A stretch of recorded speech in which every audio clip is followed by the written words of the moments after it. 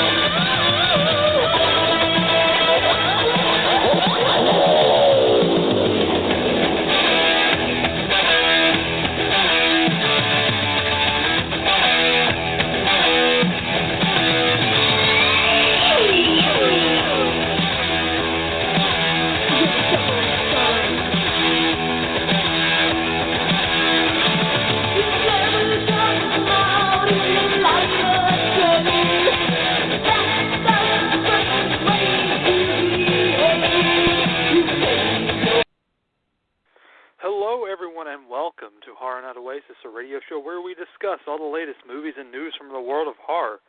Joining me tonight on this special show is my co-host, Ian. Ian, are you there? I think so. Happy Thanksgiving. This is actually, I think, one of the first times we ever done a show on besides Halloween, like on an actual holiday. So, happy Thanksgiving.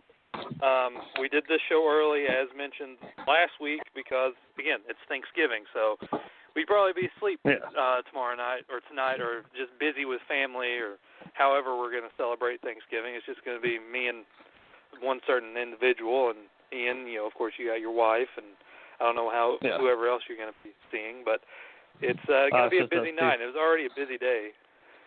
Oh, yeah. But we're here to close out our November marathon, our Harvest of Death marathon. And it's been an interesting month, as always, with these marathons. When we have the final film watched, you have to think back of everything else, and we will go into that a little bit later with our rankings for the month. But tonight's film, this was the leftover pick from last week, and it is called Scarecrowd. Scarecrowd the Musk, if you look up online.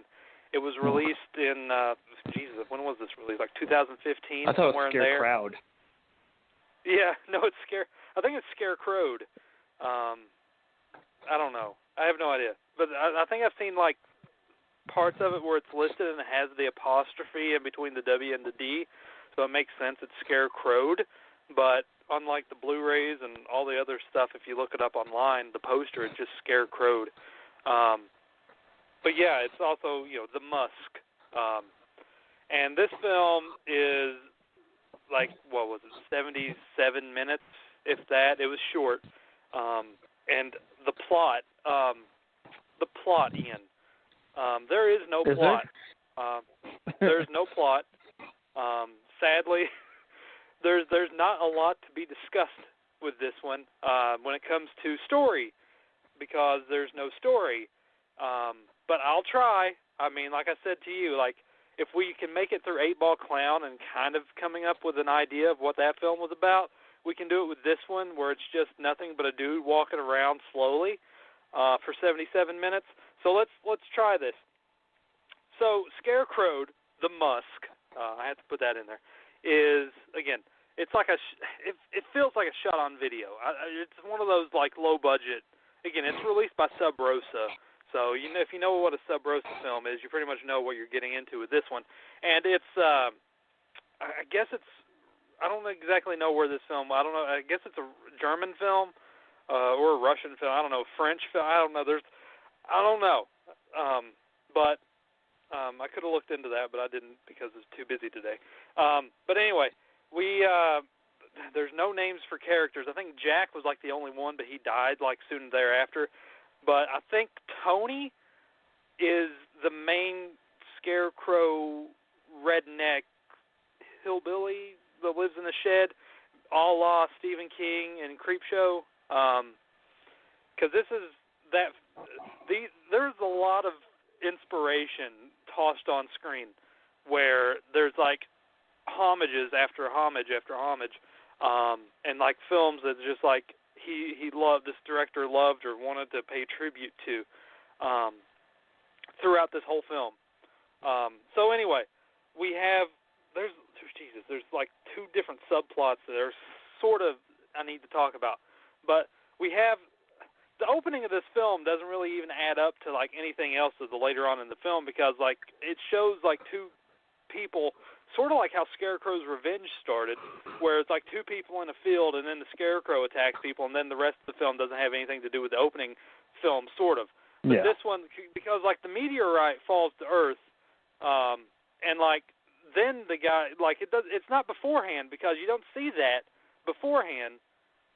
You don't see it after either, because he stalks people later, and like unless it was there, I don't know. Another part of the area where the meteorites fall, because that subplot is the spore subplot with the Mars rock. That's one hell of a subplot we have to get into later. So it lands. Again, that whole opening scene with the Scarecrow attacking the two people. It really doesn't matter. Then we're introduced to the sort of the narrator, which was a mutant spore you don't know until later on in the film, but in a radioactive waste container, is narrating the film. Like I got an impression when that was starting to happen with all the narration, talking third person. I got a little bit of like Django Hooper vibes. Again, another low-budget horror movie that I'm assuming the director kind of had some inspiration by. Like again, there's a lot I have to get into with that.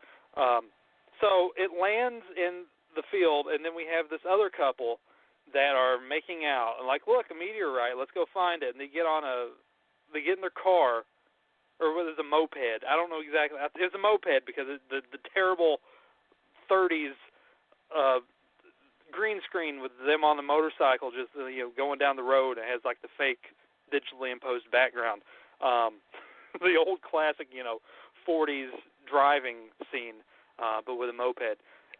So they go down there, the car, the moped loses power, and they walk there, and then at the same time, again, you get like it's like in the comic book style, even though it's like very bad comic book, like meanwhile, like this is going to happen.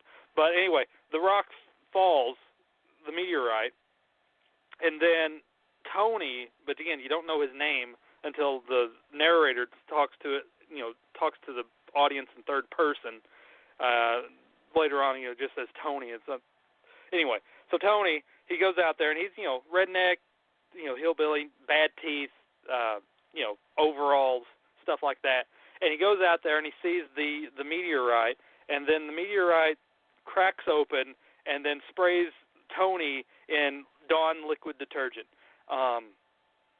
So he's covered in dish soap, and he starts feeling crazy and starts burning up and everything, and then he turns into a mutant where his skin starts to, whatever, and then he goes to the fields and he puts on a Scarecrow outfit that, his uniform that protects the crops, I guess, and then he just goes on a killing spree for 70 minutes, and that's the gist of the movie, where he's slowly walking around attacking people for literally no reason, except for he got sprayed by a meteorite goo,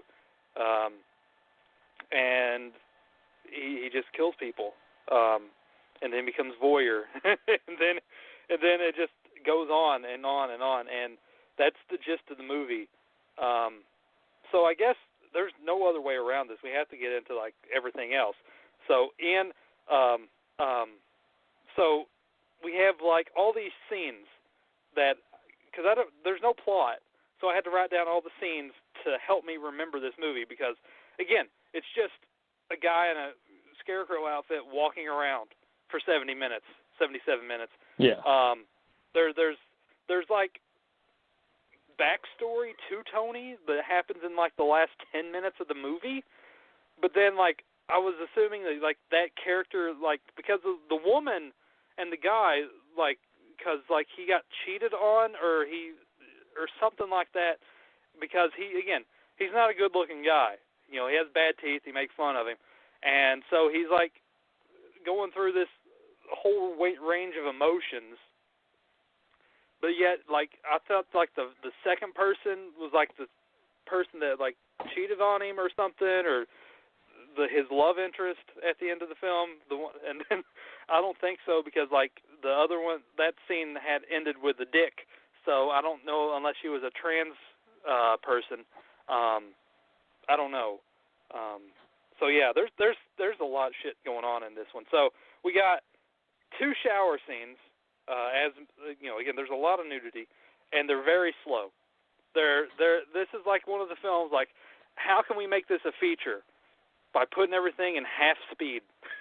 Just slow shower sequences, slow walking, slow kills, just slow everything. Just like have this girl walking through the woods slowly, and then have him come staggering along behind a tree slowly.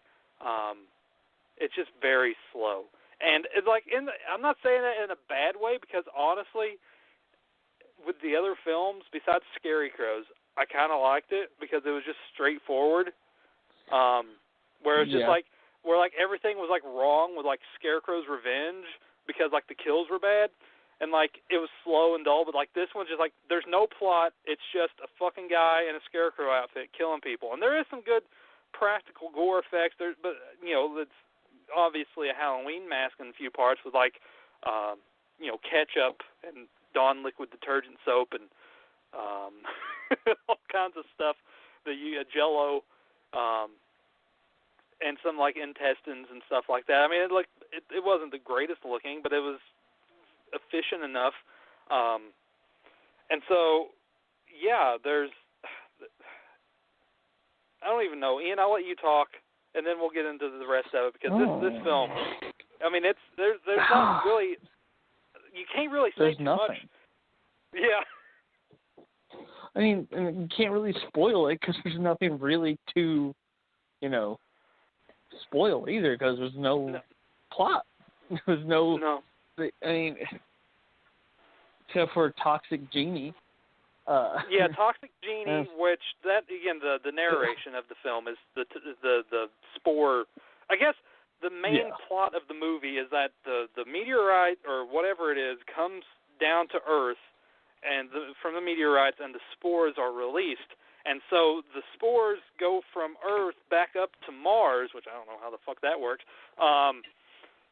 But like they want to basically sort of again in the vein of the Stephen King short segment in Creepshow, where you know it spreads, and they want to basically take over the world because of the Mars spores have some kind of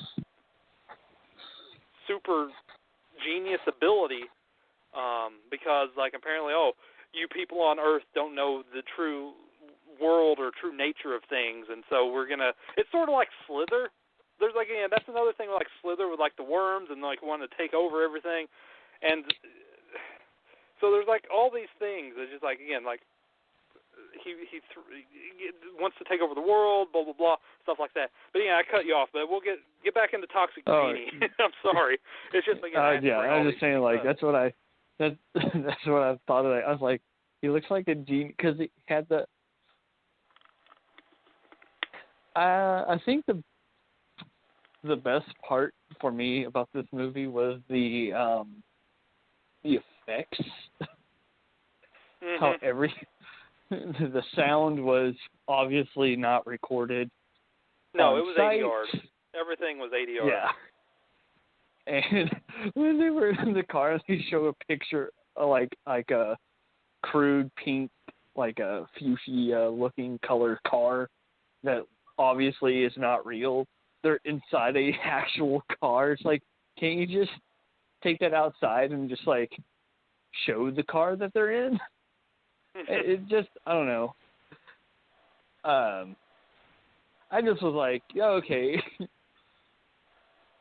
And the whole beginning of the movie just was like, what is going on? Like, it was all silent, and you see that girl running through the field, and then the guy catches her, and then you see titties, and then she gets her throat slit. And I was like, okay. And I was like, okay, that's right. And it was sort of like a rinse-repeat situation. It was just like a rinse-repeat situation because, again, you have the people in the woods. You have that like 3 times in the same like various situations. There's people in the woods, and the Scarecrow comes up and kills them. And the kills, most of them, are machetes to the head. Every single kill, there's machete to the head, machete to the head, machete to the back of the head, and like peel the face open. And then the other one's like the machete to the head, but it's in between the mouth, so it's that way. And then you have 2 shower sequences. CGI blood. Yeah, CGI blood. And then you have, again, the 2 shower sequences with the one girl stripping and then, like, the slow stripping, and then you get the reveal that she has a dick. And then that he doesn't kill her, like you think you'd be, like, off-put, like, she has a dick, I'm going to kill her, But no, the first one that's taking a normal shower that he's peeping in, he takes a toilet brush down her throat. It's like, okay. So that one, again, that's technically all the kills. And then you have the 2 guys pissing, and then you have the guy shitting. And again, machete to the head, not up the butt or anything like that, or a dick rip, sliced off. No, machete to the head. And then the random Wizard of Oz sequence that was a dream sequence. That used the same footage of where he killed the one girl earlier in the film, where it's the POV of the Scarecrow hacking and slashing, the same effects, same scene, but done on Dorothy. Jesus, Ian. I can't really hate it because it's not good, but it doesn't try to be anything that it isn't trying to be. It's straightforward to the point, just mindless. It's a bloodlust, and it definitely did do that. So I can't really hate on it because it did deliver. It's just in a weird way where you're like, okay, there's this whole subplot between the spores of and the spreading of the spores from the meteorites and the narration from the spore man creature in the waste barrel and like the existential like life and how the world shouldn't be for humans and you gotta spread the virus, and it's just like, and then you have that mixed in with like the slow walking of the Scarecrow, aka Tony, and like he's having these moments where like he's like breaking down because like gas, but it's CGI gas, but like gas is coming off of him and he's bubbling and he's changing, and then he just goes off and kills another person with a machete to the head, and then it goes back, and then you have his flashback, which I don't know why we need flashback because like that doesn't add up anything, and then I need to bring this up, like all the spores, it's coming like once he kills somebody, and then that he like I guess the spores attach onto the body, and that causes the body to grow, because you see like these weird sort of flower like meteorite things sprout, and then like the bodies that he killed are coming back and walking, but they don't have anything to do. Like it doesn't come up like the guy that gets his head decapitated. Like you see that like coming It's off to the side, right of the tree, and then you're like looking like, what is that? You know, you think, is that the Scarecrow? Like, no, that's the decapitated head guy walking towards the screen. Like, okay, what is this? You know, like, and then the lady in the shower with the toilet brush, she's coming back to life, and then it doesn't really go nowhere because it's supposed to head off and lead into the sequel, which, again, I guess never happened because it's been a few years. And, so it's just, it doesn't really go anywhere. But, you know, I'm cutting you off a lot, but there's just, again, a lot of things you're fine. Bring up. Like, but, I mean, whatever I talked about, whatever you want to discuss, go for it. It really is like, I mean, other than the the same kills over and over, or random nudity scenes, got to have those in the movie. Mm-hmm. I don't know, that genie was just killing. I call him a genie because it looked like, when you look at him, his torso is like all like hovering over the toxic waste things that you could like obviously tell. And I was like, it just reminded me of like the effects from I Dream of Jeannie. And I was like, when she floats in her little bottle, I was like, oh yeah, that's what it reminds me of. Anyway, but yeah, I just thought it was weird. Like, it had a weird premise. The whole meteorite making this, you know, guy go around in a Scarecrow outfit, killing people with an axe to the head. And I mean, that's the only kill, really. And well, besides the toilet brush, because he decided, well, I don't want to do that.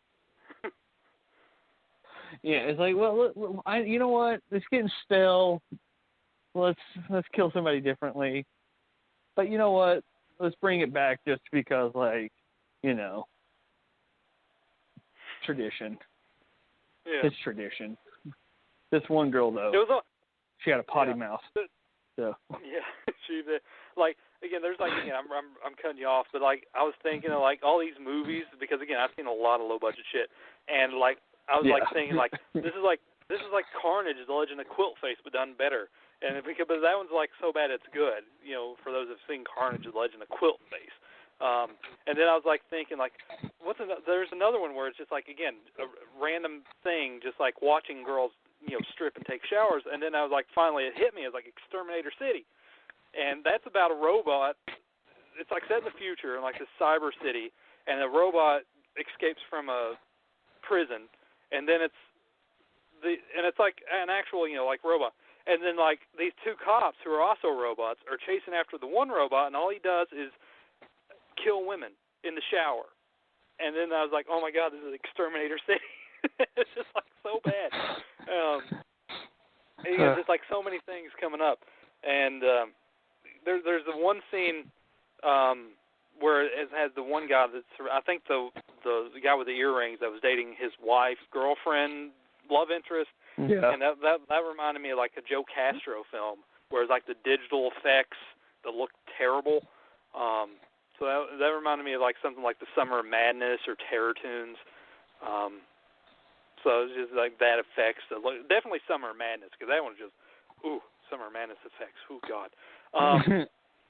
But nonetheless, Ian, I'm cutting you off because there's like all these things just popping in my head. Honestly, I don't even think there's a lot more to go on about this movie. Because, like, no. I mean, we've discussed, you know, you've pretty much covered all the killings in the movie, and there's no plot. There's really no characters except for, like, random shirtless guys and shit dude and piss guy and fat piss guy and shower girl 1 with the toilet brush, and then shower girl 2 with the dick, and then and then the car couple, and then the motorcycle. Yeah. And the terror. I like when he's like, oh, look. You see the moon, and you can obviously tell it's like imposed in the background, and they're just like, oh, look, let's go. And she's like, oh, maybe it's like lightning. It's really far away. Yeah. And they're on the little Vespa. And then they park it. And they just get off, and they just, I like that he's like, oh, it's over there. Like, so intrigued. Yeah. I was like, what? Meteorite. I was like, I mean, I'm not going to lie. I probably would, if I saw a meteorite crash land, I'm like, I'm going to go to it. Yeah. I mean, it's been so well executed in movies, you know. You have freaking The Curse, Color Out of Space, Slither.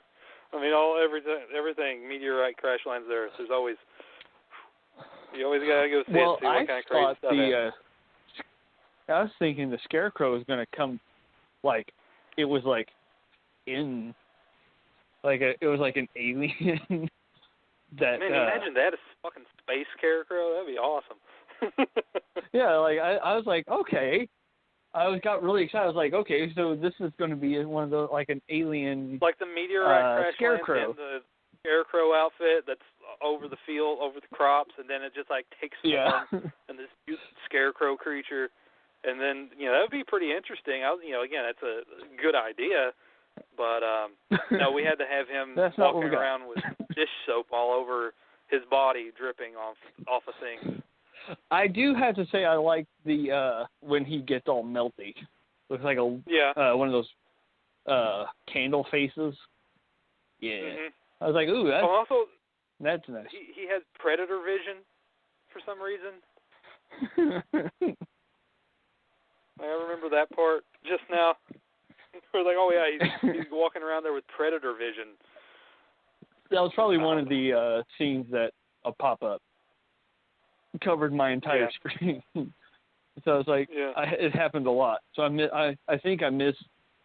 I heard the showers going, and I heard struggling, and I didn't see the penis, but like. Oh, you didn't see this? Oh man, you didn't see. Ian didn't see dick. Well, I had like every so often, like a whole like almost a scantily clad lady was covering the entire screen. The way. And I had to wait for the to click on the X. Yeah. So it sucked. It wasn't an easy watch. I'll just say that it was definitely a little bit challenging at times.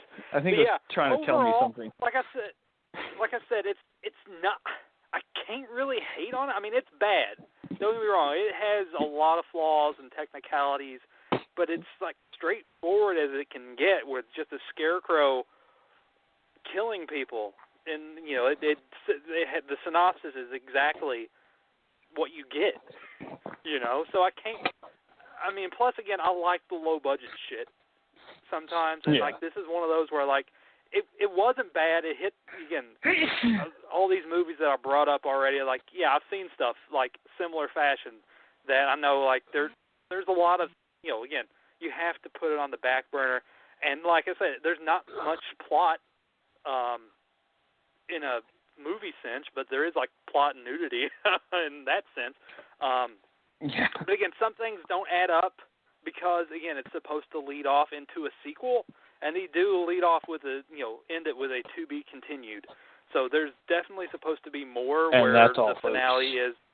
Yeah, and that's all, folks. Where the finale is like Tony. Might as well get into the finale. He basically melts in a river, and the spores, taint the water supply. So I'm assuming it's supposed to, again, go down, and more people will be infected by the spores. So we'd have like numerous Scarecrows running around later on in the sequel, quote unquote. I don't know. I doubt it'll ever happen. And then rising up. I guess maybe it says to be continued, so it doesn't leave off the big question. I mean, it's supposed to happen that way. And then the town's supposed to be the city's supposed to be overrun by spores and taking over, weeds and Mars plants and everything, and all the spores go back up to Mars to refertilize onto Mars and then come back down. there's a lot like more or less in the sci-fi aspect of things than the actual horror, even though the horror is there. But just like that, it's just an odd subplot. Like we had some like that's like different, but it's like for a Scarecrow movie and a meteorite, like I didn't expect the whole fucking Django Hooper existential third-person talking shit, and that was definitely odd. And even though it kind of reminded me of the Demon Warp with the alien and the container there too. Go ahead, Ian. Oh, I didn't say anything. I don't know. Oh, I thought you did. But yeah, I mean, it's not. It's bad. I mean, it's not a good movie, but it does deliver on what it's made out to be. And I guess that has to put it up there in second place for me.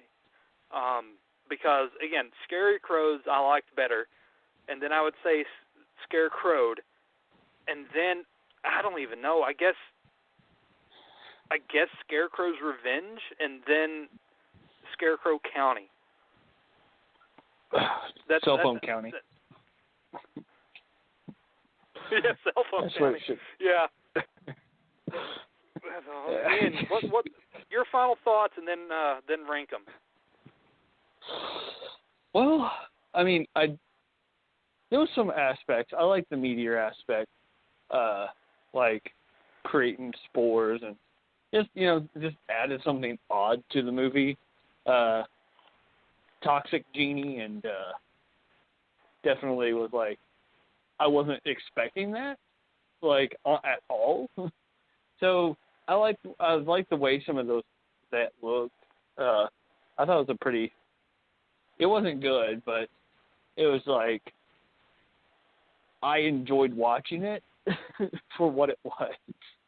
And I'm gonna have to agree with you with exactly like what you said with the ranking up, because Scarecrows was just fun, because it was a fun movie. That was the winner. And then this one is, that's definitely the winner, Scarecrows so far. And this one least kept you interested. It kept you interested. It was short and to the point. It had gore. It had weird scenes in it. Like who would have expected the second girl in the shower had a dick? And then you didn't even kill her. And then again, all the kills are the same. And the toilet brush death, and then the Wizard of Oz scene that just came out of nowhere. And then all these things. And then again, Scarecrow's Revenge, it wasn't good. And there was a lot of problems. No. But it was sort of that straightforward enough where it's just it was okay, because if you get the Cell Phone County, you're making it Scarecrow County. There's nothing. It was short, but there was hardly any kills, and then there was just two people on a phone constantly, and just the whole. It was piss poor. Yeah, and you're like, oh, so the Scarecrow wasn't a real person? It was real? Yeah. It wasn't? There was no clarification. At least all the other movies, gave it kind of had an ending. That one just was Dad, you can't have kids if you don't have sex with women. You silly Billy. I know all the We're answers. not your kids. I'm clairvoyant. You're I know right. everything. I'm agoraphobic, and I live in a house constantly because Mom died, and here I am drawing all this stuff that doesn't make sense. But I know all the answers that's happening, and I somehow teleport super she fast. She said, well, that's all I could piece together at the house. And I'm you didn't have to add that, that, right? It's you didn't have to add that part. And then, when she was you have to have sex with women, he's that's right. I never That's had right. I'm sex gay, with and he your was my mom. lover. Oh my God! Oh, Ding, ding, ding! Revelation. It's what the fuck? Oh, I'm the killer the whole time. Maybe it was very ambiguous. It was it was very open-ended. Again, it didn't leave anything. We're going back to Scarecrow County. Again, the people are killing themselves, like the Scarecrow's killing them, but it's not really, or is it? Because like they kill each other with like suicide, or it's their inner demons coming out and they they're find committing suicide. straw everywhere. Yeah, I don't know. Like, and then the lights so change. it was. Yeah, it's just like they did find straw everywhere, and the guy was that's what led to the councilman dying. Was he was like, oh, my kid's leaving straw everywhere, blah blah blah blah, or it was his dog or something. I don't remember that movie. It was something, and he was like, yeah, and he started cleaning it up, and then the lights changed colors, but nobody notices. Yeah. And there's smoke. Oh, Ian, this has been one hell of a marathon. But at least we got. It has been. At least it's been we fun. got two interesting movies. One that I probably will go. Like Scarecrowd is definitely a rewatchability to it. Oh yes, it does. And then this one, of course, Scarecrowd. Absurdity. Yeah, for just the fact that it's just like so out there. Not in the way like 8-Ball or anything like that is, where it's just out there like, what the fuck is that? I mean, it's out there in good intentions because, like, I felt like the director had, like, I'm assuming he just, like, fuck a script, have this go from point A to point B, rinse, repeat, done. Do it on, like, weekends or something and just, like, have fun making it. And I feel like, again, I think he's, again, in another country, even though his name's like George Nevada, and that sounds like a very Bruno Mattei alternate, stage name when it comes to videos being released under a different director's name, but it's the same thing. So like I felt like he tried. There's a lot of homages to again like all these other films that I mentioned previously, and it's just like him trying to do his own thing. Even though, again, it's not the greatest, but he's giving it his best, and it has, again, that weird vibe to it, where it's just like, you don't, when you, the first 10 minutes, like, oh, God, that first half, like, oh, God, what am I in for? Then you got to get past that, you have to have that 10-minute, like, okay, right. I got to get into the film because it takes a while. But then, like, once that meteor hits, because you see everything, like the bad digital effects and the ADR, and like it's like, oh God, this is gonna be one of those times. But then it slowly, you have to have that mindset and that better understanding. Like, okay, I know where the director's at, and then you start having fun with it because it's just the absurdness of like all these things, right. like. Who the fuck thought about Mars spores wanting to take over the Earth, and then you have the toxic spore genie and the radioactive waste, and then, like, the existential, like, love affair that he has at the last 10 minutes, and then the Wizard of Oz scene, and then the tranny dick, and then the slow showers, and the slow stripping scenes, and then the two dudes pissing and shitting, and it's just like, what the fuck is, it's just like, this is actually not too bad. You just have fun with it because it's that kind of movie. It's like I said, it's again, Carnage, Legend of Quiltface, where it's bad, but it has some fun moments to it. And this one, I mean, it's up there. It's up there, man. It's just one of those watches where you just have to look back at it and like, yeah, that was an interesting film we reviewed for that marathon. Like all the other ones, like Scarecrow County, I'm sure we're going to forget, but I think we'll remember the cell phone stuff. And then Scarecrow's Revenge probably will be forgettable, besides the fish jumping out of the water. But anyway, I digress. Ian, any final thoughts on the Scarecrow marathon? I think we covered it pretty well. And this has been an interesting, it really has been an interesting marathon. Just, phew. It had its ups and downs, but again, that's any marathon. So I guess that is going to do it for our Harvest to Death marathon. As Ian said, it's been an interesting one. And that is going to do it for tonight's show. Again, thanks everyone, and I hope everyone has a happy Thanksgiving. We will be back next week, fingers crossed, as we begin our Christmas Horrors Marathon for the month of December. We got a lot of films, shows to plan for, and I got a handful of films already that I want to review. So that is going to be interesting in of itself, because I know one has a Krampus, and it's from the director who did fucking Scarecrow's Revenge. And I don't know if it's going to be we usually do one Krampus movie, and we have to do that one, Ian. We have to. All right. And I mean, we'll see, unless something else comes out. And okay, we can put that on the back burner for another time, because again, there'll be a lot of I don't know, but we'll see. But I know there's a few already out, so we'll discuss all that off air. Ian, have a good day tomorrow. I hope you enjoy it, and everyone else, I hope you're Same to you. Everyone has a fun Thanksgiving and eat out. Get your fill of turkey and ham and all the good stuff. And we will be back to start our Christmas Horrors Marathon. So thanks, everyone, for listening, and we will see you next time. Good night.